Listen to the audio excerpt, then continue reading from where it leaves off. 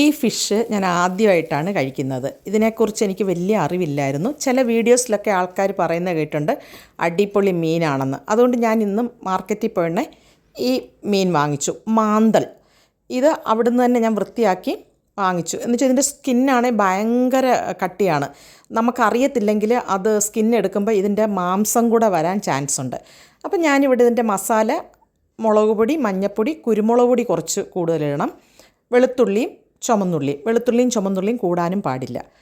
ആവശ്യത്തിന് ഉപ്പും കൂടി ഇട്ടിട്ട് നന്നായിട്ട് പുരട്ടി ഒരു അരമണിക്കൂർ റെസ്റ്റ് ചെയ്തതിന് ശേഷമാണ് വറുത്തത്. കുറച്ച് കരിയാപ്പിലയും ആവശ്യത്തിനുള്ള വെളിച്ചെണ്ണ ഒഴിച്ചു കൊടുത്ത് വലിയ ഡീപ്പ് ഫ്രൈ ചെയ്യേണ്ട. എന്നുവെച്ചാൽ മാംസം അധികമില്ല. പിന്നെ ഇതിൻ്റെ മുള്ള് നല്ല കട്ടിയുള്ള മുള്ളാണ്, അതുകൊണ്ട് സൂക്ഷിച്ച് കഴിക്കണം. പക്ഷേ അടിപൊളി ടേസ്റ്റായിരുന്നു, എനിക്ക് ഒത്തിരി ഇഷ്ടപ്പെട്ടു. ഇത് ഞങ്ങളുടെ നാട്ടിലില്ല. അതാണ് ഞാൻ ആദ്യമായിട്ട് ട്രിവാൻഡ്രത്ത് വന്നിട്ടാണ് ഈ മീൻ കാണുന്നത് തന്നെ. പക്ഷേ അടിപൊളി ടേസ്റ്റാണേ.